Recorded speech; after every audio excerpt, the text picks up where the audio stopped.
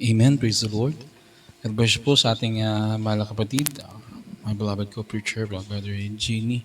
Purihin po ating mahal na Panginoon. Tayo po ay manalangin po sa ating mapagpalang Diyos. Agad pong itaas ang ating mga kamay. Dakila po namin Ama Diyos na makapangyarihan sa lahat. Mahal po Jesus, kami po ay nagpupuri at nagpapasalamat, mahal na Panginoong Jesus. Maraming salamat po for another great blessing sapagkat mahal na Panginoon, ang gabi pong ito ay muling ibinigay mo po sa amin at kami po ay nandito po muli sa iyong harapan at nagsama-sama, nataglay po ang mga pagpapala, physically, materially, higit po sa lahat, yung spiritual na pagpapala, mahal na Panginoon. Maraming salamat po sa aming pinagpalang banal na gawain sa mga naunang bahagi na tunay nga pong iyong nilangisan at pinagpala, mahal na Panginoon, hanggang sa sunod na ng bahaging ito. Salamat po Diyos sapagkat pinanatili mo aktibo ang iyong mga anak, mahal na Panginoon, upang papurihan ka at pasalamatan ka sa gabing ito. At sa pagkakataong ito, kami po ay muling lumalapit po sa iyo. Desire po muli ng aming puso na kami po ay muli mo pong samahan sapagkat kayo po idarako po sa napakalagang bahagi at parte po ng aming manalagawan. Walang iba kundi po kami ngayon ay muling mag-aaral at makikinig po ng iyong mga salita, O Diyos. Sa ibang lingkod, sa gana akin wala akong magagawa. Ang karunungan sa iyo po nang kagaling, ikaw po muli ang maglagay ng mga salita na lalabas sa aking labi. O Diyos, ay maging pagpapala at ito po ay magpagkukunan ng magandang halimbawa at idea kung paano po magawa ang iyong kalooban, mahal na Panginoon.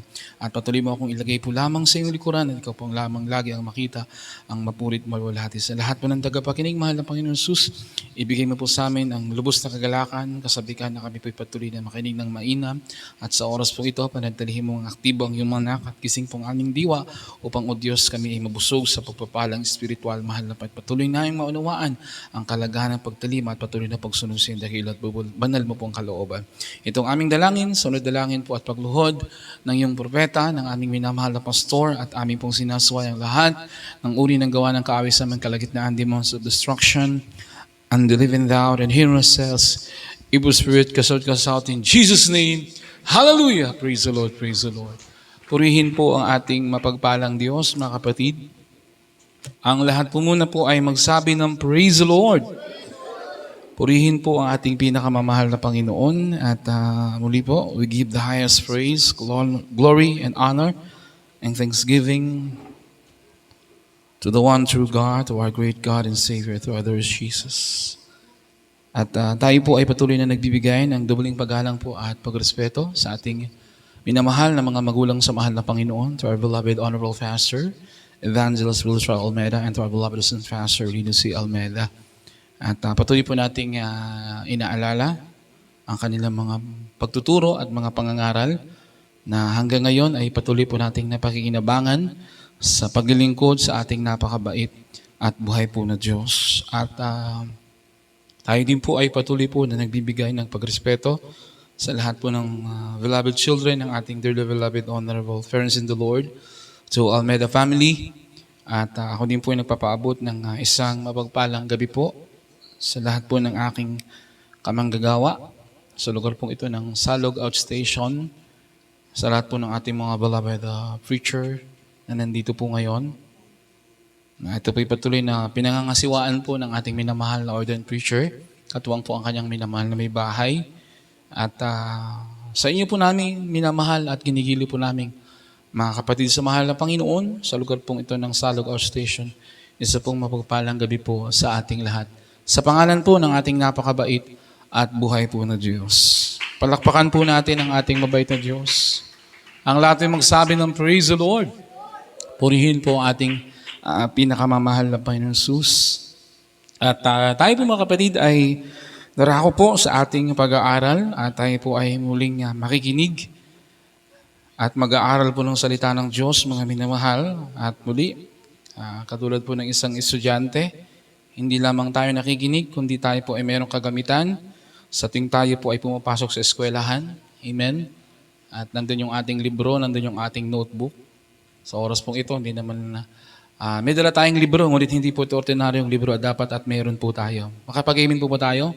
So kailangan po natin buksan po yan at tayo po makibukas sa bawat mga aklat po talata po na ating tatalakayin at isulat din po natin sa ating mga dalang talasulatan ng ating talata. Amen. At napakalaga po nito mga minamahal, sa tuwing tayo ay mag-aaral, sino man po yung tatayo sa unahan o sino man pong mga ngaral ang magdadala po ng salita ng Diyos, mahalaga po na hindi lamang tayo nakikinig, kundi tayo po ay nagbabasa din at sinusulat ang mga talatang ating tinatalakay. Makapag-amen po tayo? Amen. Purihin po ating mahal na Panginoon. At muli, isa pong kagalakan po sa akin na ako po ay muling nakarating po sa lugar pong ito. At napakabuti po ng ating dakilang Diyos. Nakalimutan ko palang ipatotoo. Nung nasa Dasmariñas po ako, mga minamahal, ako po ay, Wednesday po yun, ako po ay nai-assign sa dako ng Dasma for Exhortation for Giving, mga minamahal. Pero hindi na po ako after po namin gumawa ng sasakyan, hindi na po ako nakalabas dahil nakaramdam po ko ng grabing hilo, mga minamahal. Pero napakabait po ng ating dakilang Diyos dahil bago matapos yung gawain, pinagaling po ako ng mahal na Panginoon. At eto rin po, kami po ay umuwi na galing Samar. Hanggang kanina po, medyo masama po yung aking pakiramdam. Pero napakabait ng mahal na Panginoon. Bago po makarating dito, ay nandiyan na po ang kagalingan na ibinibigay ng ating dakilang Diyos, mga minamahal. Purihin po ating mahal na Panginoon. At tayo po, mga kapatid, ay magpapatuloy na po sa ating tatalakayin sa umaga pong ito. At minsan na pag-uusapan po madalas nating nababanggit na sa lupang pong ito ay wala pong nananatili. Tama po ba? Amen? At ito minsan natatalakay sa social media, wala daw forever. Amen? Amen. So kung Biblia pong ating tatanungin at ang salita po ng Diyos ang magsasabi po sa atin, basically, sa Bible po talaga. Sabi ng Matthew chapter 24, verse 35. Hindi po pakibasa. Dito po sa aklat ng Mateo, Kapitulo 24, versikulo 35. Ang langit at ang lupa ay lilipas. Datapwat ang aking mga salita ay hindi lilipas. Amen. Amen. Lahat magsabi ng praise the Lord. No, sabi ng salita ng Diyos, in English, heaven and earth shall pass away, but my word shall not pass away. So sabi ng mahal na Panginoon, nang siya po ay nangaral sa mga apostol, mga kapatid, kasi kung iangat natin yung basa in Matthew chapter 24, verse 3, yung mga apostol, curious sila, gusto nilang alamin kung kailan babalik ang mahal na Panginoon. At sinabi ng mahal na Panginoon yung mga palatandaan, sign, ano ba yung magiging tanda kung kailan ako babalik. Pero wala siyang sinabi kung anong araw at anong oras, anong taon, anong buwan, o anong season ng panahon siya babalik. Kundi sabi lang ng mahal na Panginoon, yun yung mga palatandaan. Amen? At last sabi ng mahal na Panginoon in Matthew chapter 24, verse 35, heaven and earth shall pass away. So sabi ng mahal na Panginoon, totoo po talaga, wala pong forever sa mundong ito. Makapag-amen po ba tayo?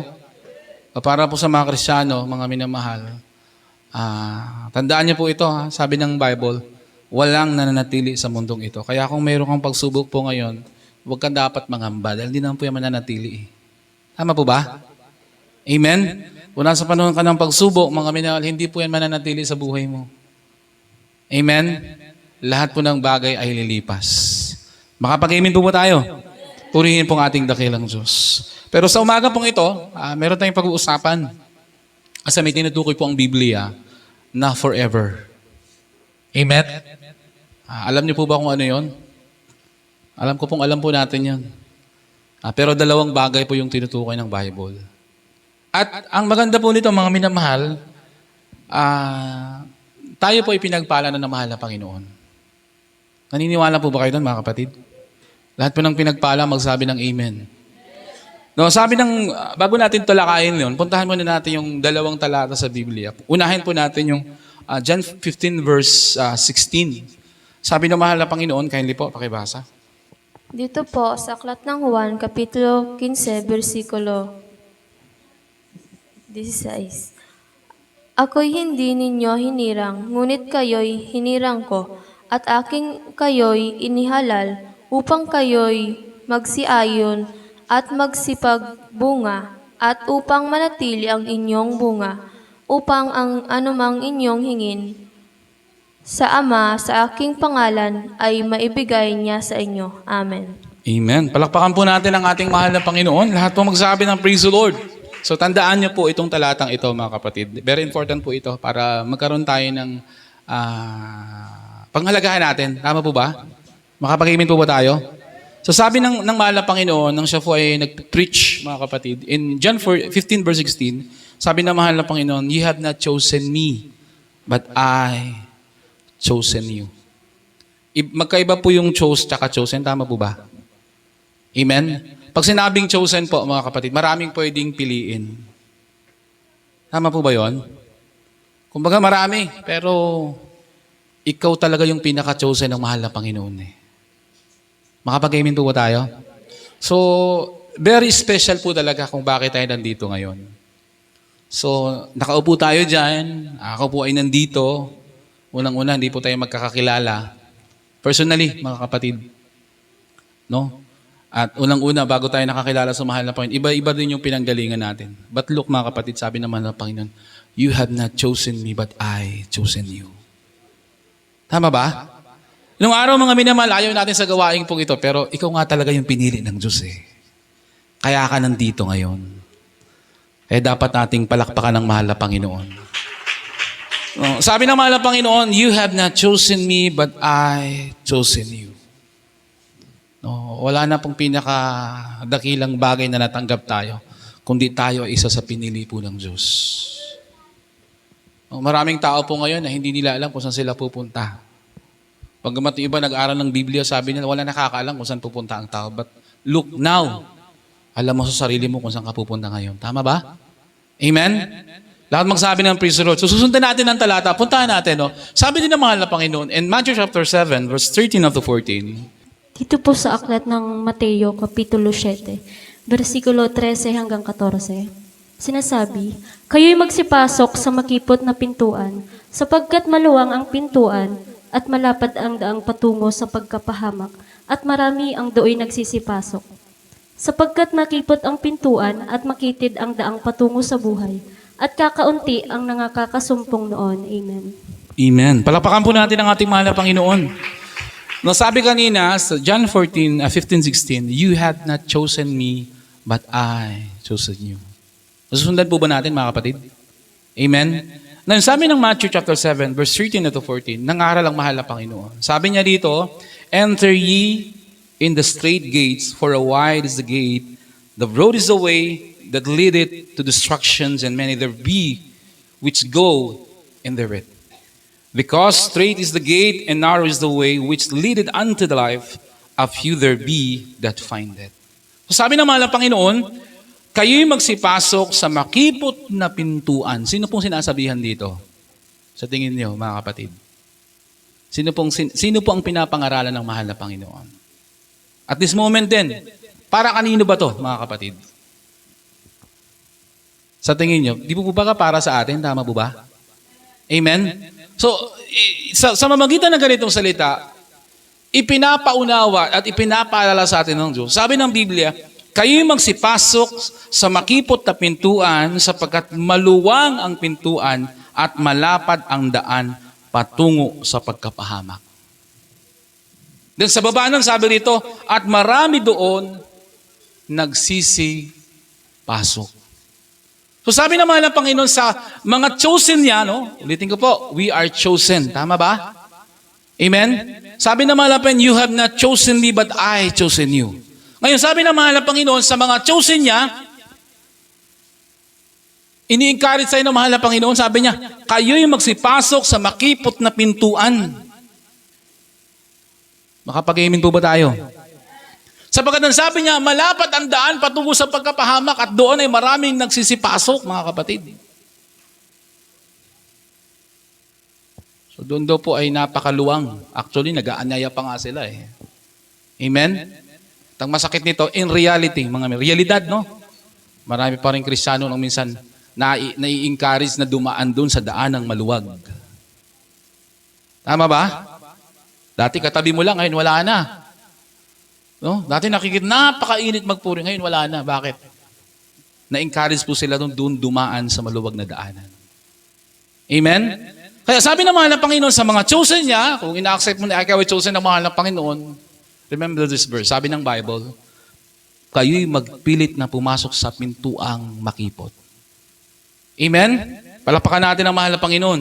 Sabi sa verse 14, sapagkat makipot ang pintuan at makitid ang daan. So hindi lang siya makipot. Binigyan pa siya ng another word, makitid daw po yung daanan. Meron siguro magkaibang ibig sabihin yun. But sabi doon, makipot at makitid. No? Sabi dito, at makitid ang daan patungo sa buhay at kakaunti ang nakasusumpong noon. Balikan natin ulit yung John 14:16. You have not chosen me, but I chosen you. Sabi ng mahal na Panginoon dito, yung daanan na makipot na dinadaanan mo ngayon, kakaunti lang daw po ang nasumpong. At pinagpala ka at pinagpala ako. Bakit? Kasi ikaw yung nakasumpong noon. Amen? Sabi ng Biblia, kakaunti lang ang nakasumpong at pinagpala tayo. Isa tayo dun sa nabilang sa kakaunti. Tama ba?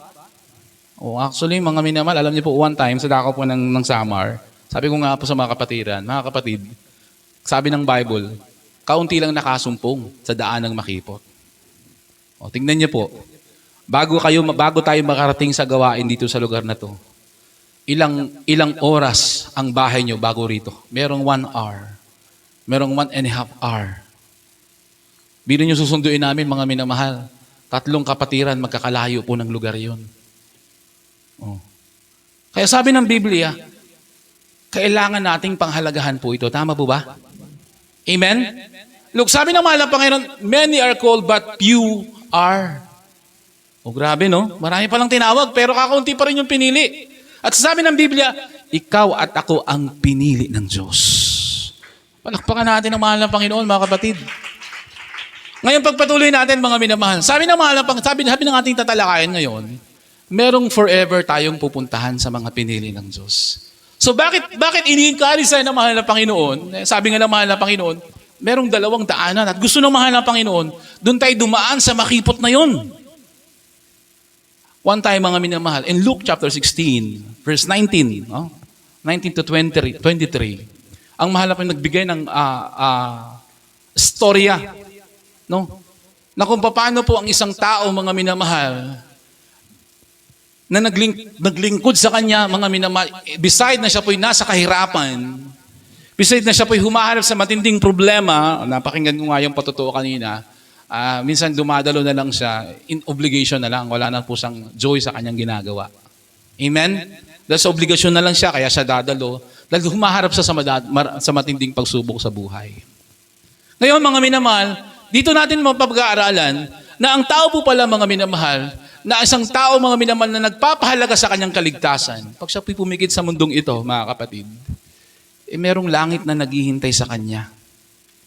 Nakapag-amen po ba tayo? Lahat magsabi ng praise the Lord. Maraming tao sa mundong ito, mga minamahal, hindi nila alintana na merong forever talagang pupuntahan ng tao. Alam lang po nila kumain, matulog, maghanap buhay.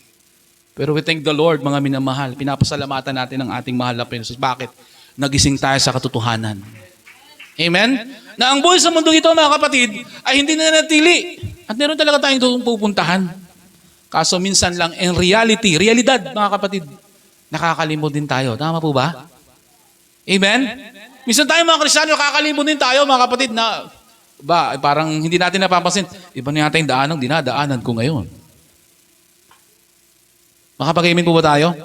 Babasahin natin yung kwentong ito. Sabi ng mahal na Panginoon, sa kanyang, siya pinagbigay ng kwento sa mga alagad. From the book of Luke chapter 16, verse 19 to 23.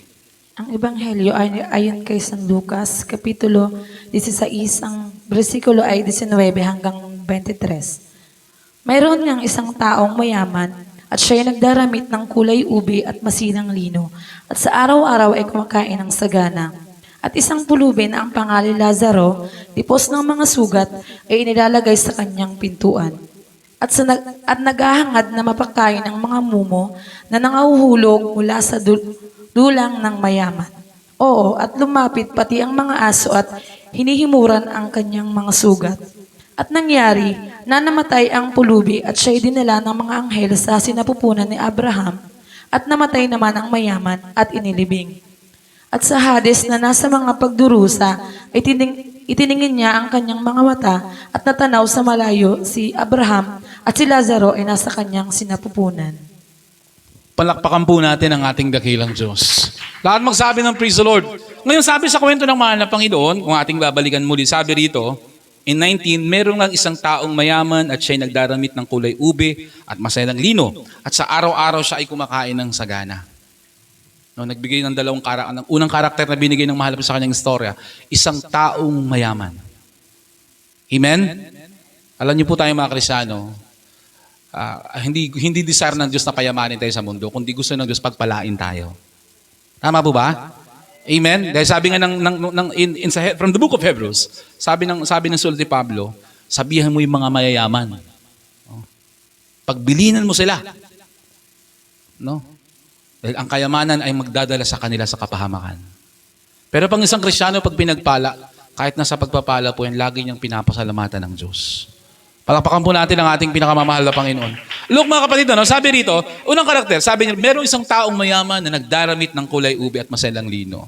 Sa kanyang kapanahunan, sa panahon yon, hindi ka pwedeng magdamit ng ganung kasuotan kung hindi ka mayaman. O wala ka nasasabing tao. Kumbaga, hindi ka angat sa buhay. Ngayon sabi dito, sa pangalawang karakter, sabi dito, at ang isang pulubi na ang pangalan Lazaro, lipo siya ng mga sugat at inilalagay siya sa kanyang pintuang daan. Yung pangalawang karakter, siya po ay hindi ordinaryong tao at hindi kumbaga yung kanyang pamumuhay, hindi angat sa buhay natin ngayon. Kundi mas mababa pa siya sa buhay natin. Amen?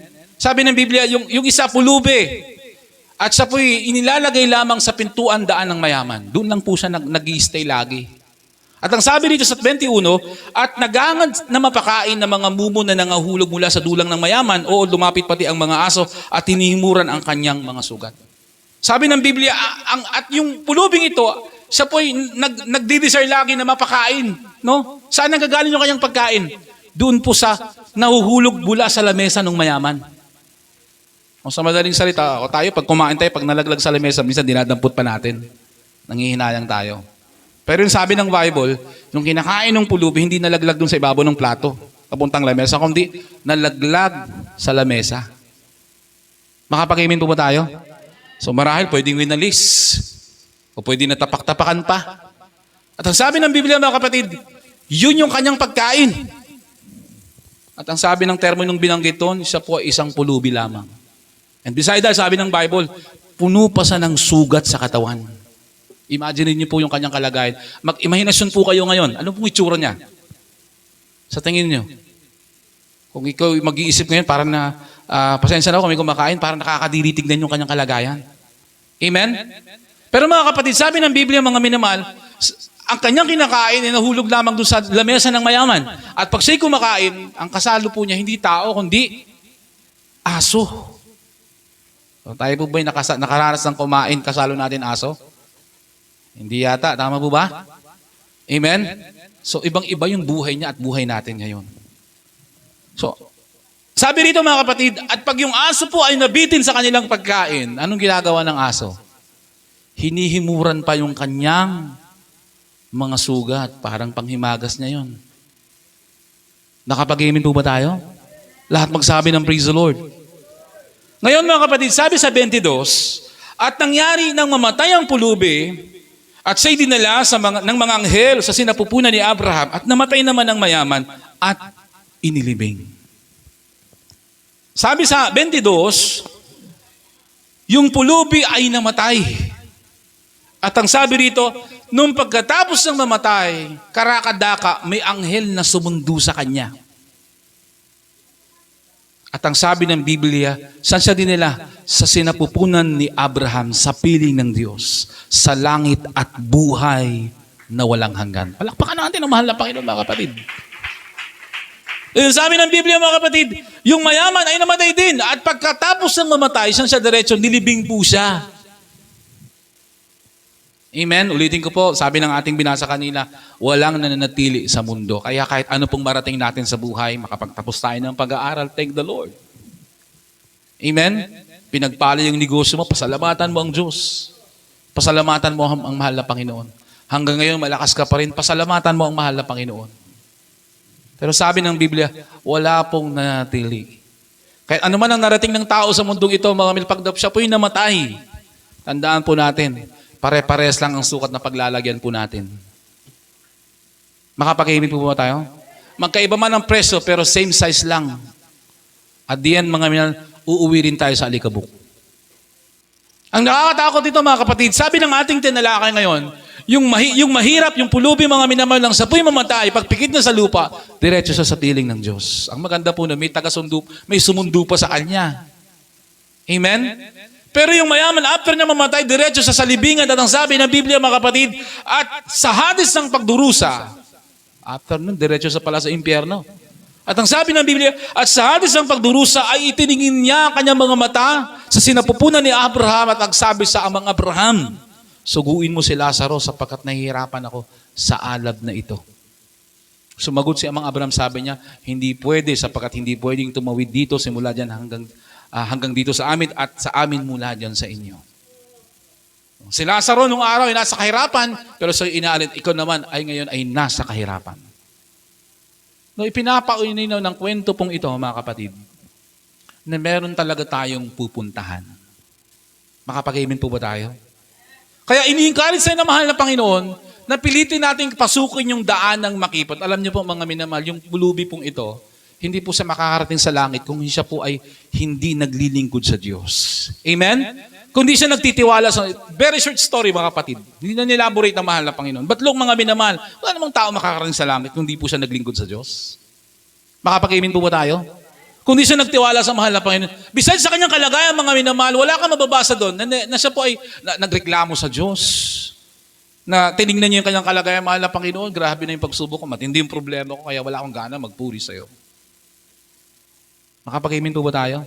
Kundi sa kanyang kalagayan, mga minamahal, ikinuwento ng mahal na Panginoon ng pagkatapos ng mamatay, diretso sa piling ng mahal sa langit at buhay na walang hanggan. Palapakan po natin ang ating pinakamamahal na Panginoon. Kaya sabi ng mahal na Panginoon, mga minamahal, in Matthew chapter 7, verse 13 to 14, ini-encourage tayo ng mahal na Panginoon na tayo po ay pilitin nating pumasok sa pintuang makipot. Aba, teka, tanungin natin sarili natin, baka naliligaw na yata ko ng daanan ngayon. Tandaan po natin mga kapatid, remember this mga minamahal. Ang ating mahal na pastor never na nangaral, once you save to save forever. No mga kapatid. Sa gawaing ito, itinuro ng mahal na pastor ang tamang daan kung paano tayo magmana ng langit at buhay na walang hanggan. Lagi sinasabi ng mahal na Panginoon, work our own salvation. How to work mga minamahal? Paano tayo pagtatrabaho?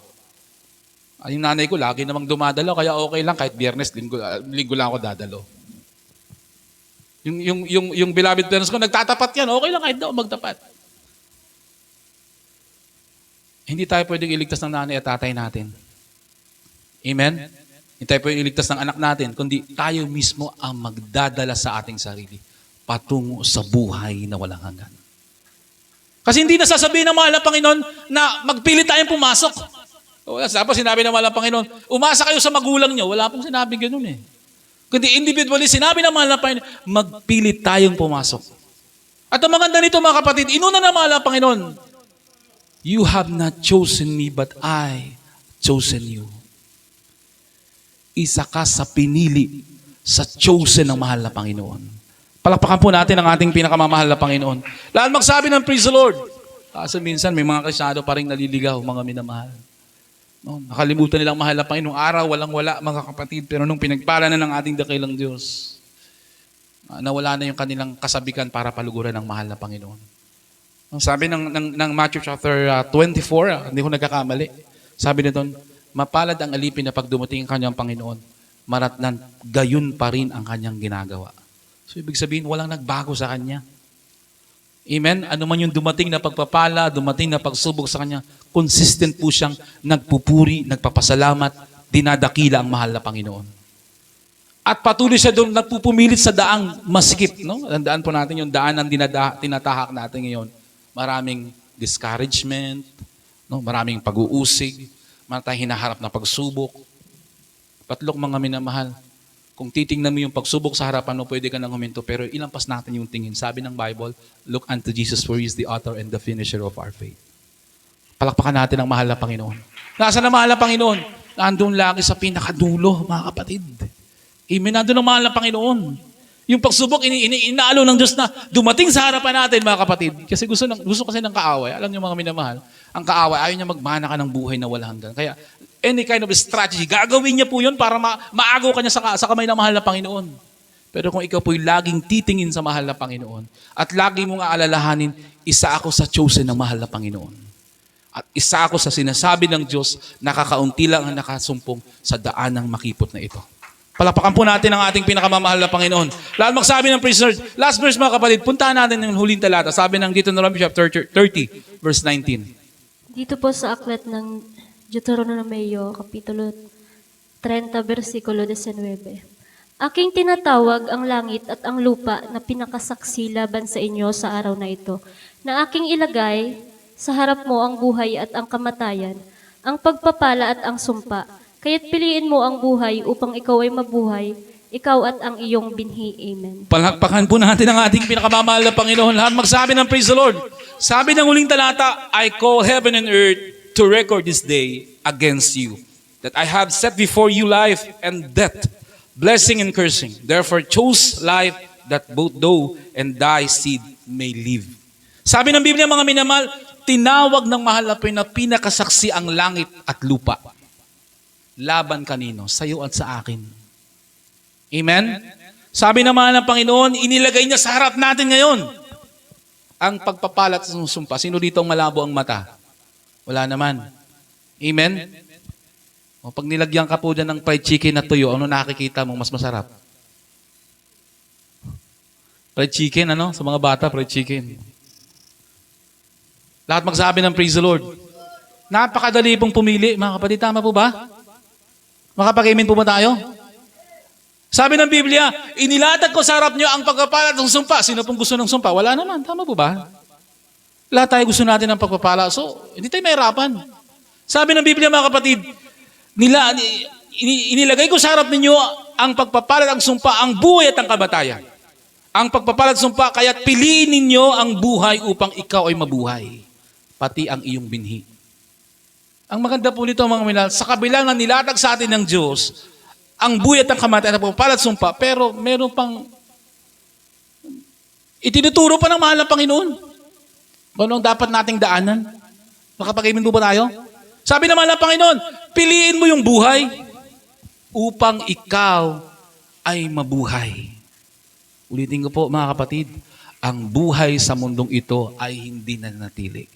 Pero sabi ng mahal ng Panginoon, choose life.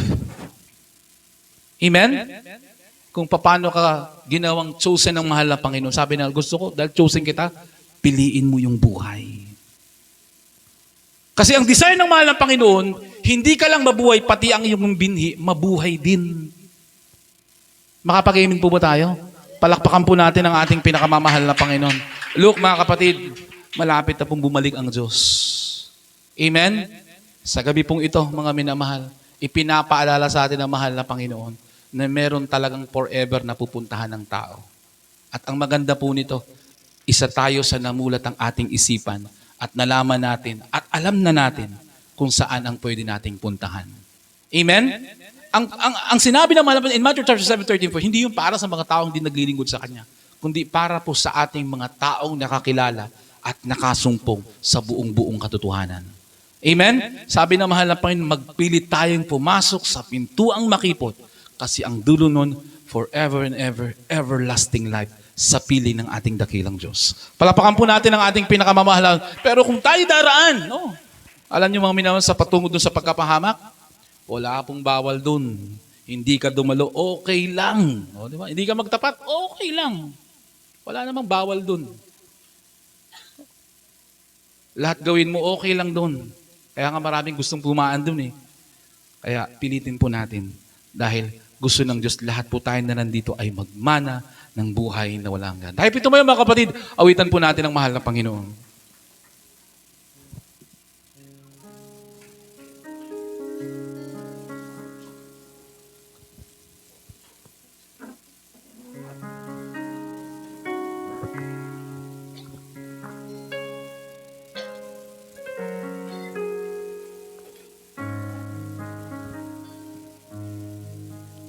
I can only imagine what it will be like when I walk by your side. And I can only imagine what my eyes will see when your face is this before me. And I can only imagine, I can only imagine, surrounded by your glory, with one will in my feet. Will I dance for you, Jesus? Or in all of you be still? Will I stand in your presence? To my knees will I fall? Will I sing hallelujah? Will I be able to speak it all? I can only imagine. And I can only imagine. Hallelujah, hallelujah. I can only imagine when that day comes and I find myself standing in the sun. And I can only imagine when all I will do in this forever worship you. And I can only imagine,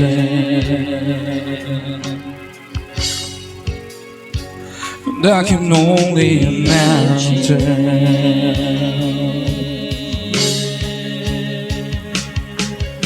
surrounded by your glory, and one will my feet. And will I dance for you, Jesus? All in all of you be still. Will I stand in your presence? And to my knees will I fall? Will I sing hallelujah? Will I be able to speak it all? I can only imagine. I can only imagine.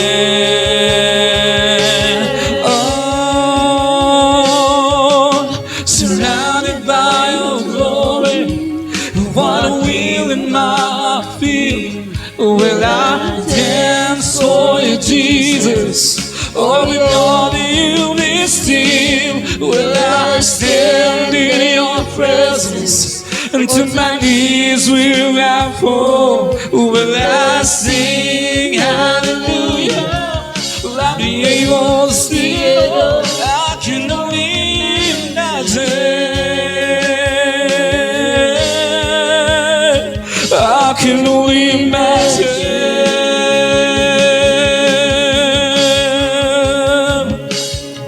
Oh, surrounded by your glory, and what will my heart feel? Will I dance for you, Jesus? Over and over you be still. Will I stand in your presence?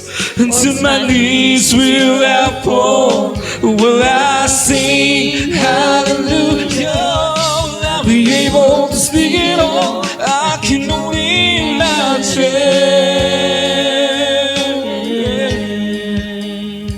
And I can only imagine.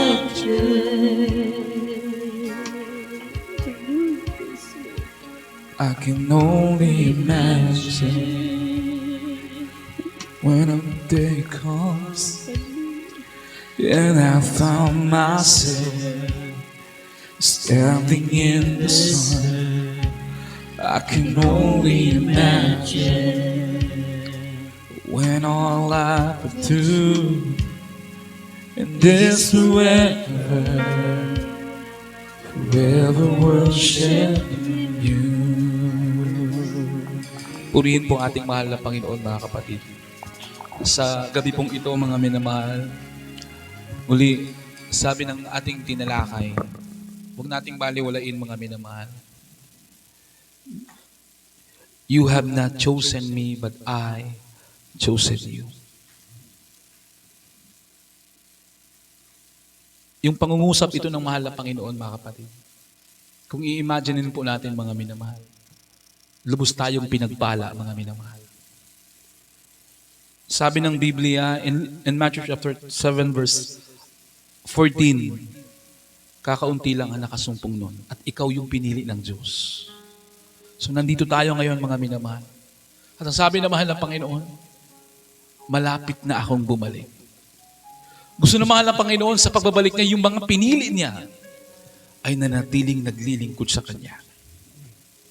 Sa kabila ng humaharap sa pagsubok, mga problema, o ang ilan na may grabe na yung pagpapalang nakamtan, consistent pa rin na nagpupuri, sumasamba at tumadakila sa mahal na Panginoon. Sabi ng mahal na Panginoon, the day na pagdating niya at pagbabalik niya, merong words siyang bibitawan. Sabi ng mahal na Panginoon, well done, my good and faithful servant. Napakasarap pong pakinggan, mga minamahal. Pero maririnig lang natin yun kung sa pagbabalik niya, mga minamahal, nanatili tayo sa paglilingkod sa Kanya. Kaya sa umagang ito, mga minamahal, muli, hindi natin lubos maisip ko. Kung tatanungin, mga minamahal, sino ba tayo para pagtuunan ng Diyos ng pansin? Nung araw, wala tayong turing sa mahal na Panginoon. Isa pa nga tayo sa umuusig sa Kanya, pero nandito tayo pinili ng mahal na Panginoon. Sa umagang ito, tayo pimanalangin sa ating dakilang Diyos. Itaas po natin ang ating mga kamay. Dakila po naming Ama. Lord God, we thank you so much, Lord Jesus, for the great blessing and opportunity na ibinigay mo po sa amin. Salamat po, mahal na Panginoon, dahil nung araw, totoo, mahal na Panginoon, kami mga tao na hindi nagpapahalaga. At baliwala sa amin ang ganitong uri ng pagsamba. Ngunit salamat, mahal na Panginoon, ikaw po ang gumawa ng paraan kung bakit kaming lahat ay nandito ngayon. Salamat, Diyos, sa naunawaan namin. Isa kami sa espesyal mong pinili, mahal na Panginoon, upang malaman namin ang daan patungo sa buhay na walang hanggan. Salamat sa iyong mga taong ginamit. Walang iba kundi ay minamahal na mga magulang sa iyo, na sila po ang nagsumikap sa aming kapanahunan upang kami ipanalangin, ipag-ayuno, mahal na Panginoon. Salamat po, Diyos, hallelujah, na bagamat humaharap po ang ilan sa amin sa pagsubok, ang ilan naman nasa grabe ng pagpapala, pero nandito pa rin po kami, nagpupumilit na mapaluguran ka, mahal na Panginoon. Nagpupumilit na madaanan ang mga mahihirap na daanan ito. Mahal na Panginoon, muli patuloy mo kaming panghawakan. Patatagin mo ang aming pananampalataya. Huwag namin ibaling ang aming paningin sa kabilang daanan. Pagkus lagi namin tignan, o Diyos, nasa dulo ikaw, walang iba, kundi ikaw lamang ang aming titingnan at ang dulo ng langit at buhay na walang hanggan. Patatagin mo po kami, mahal na Panginoon, hanggang sa araw ng pagbabalik, mahal na Panginoon. Ito pong aming dalangin, sa dalangin pagluhod ng aming dearly beloved honorable pastor, sa matamis at makapangyarihang pangalan ni Jesus. Amen and amen. Purihin po ating mahal na Panginoon, mga minamahal. Ipatong po natin ang ating kanang kamay sa ulo, ang kalawang kamay sa parte ng ating naramdaman. Tayo dumako para sa ating mga pangailangan.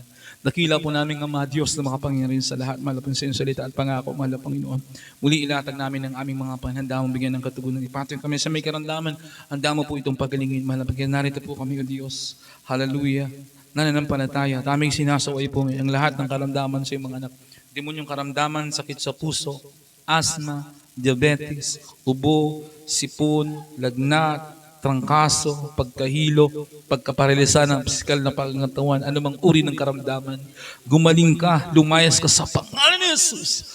Cast out, be healed in Jesus' name. Mga problema, marital problem, financial problem, family problem, be solved in Jesus' name.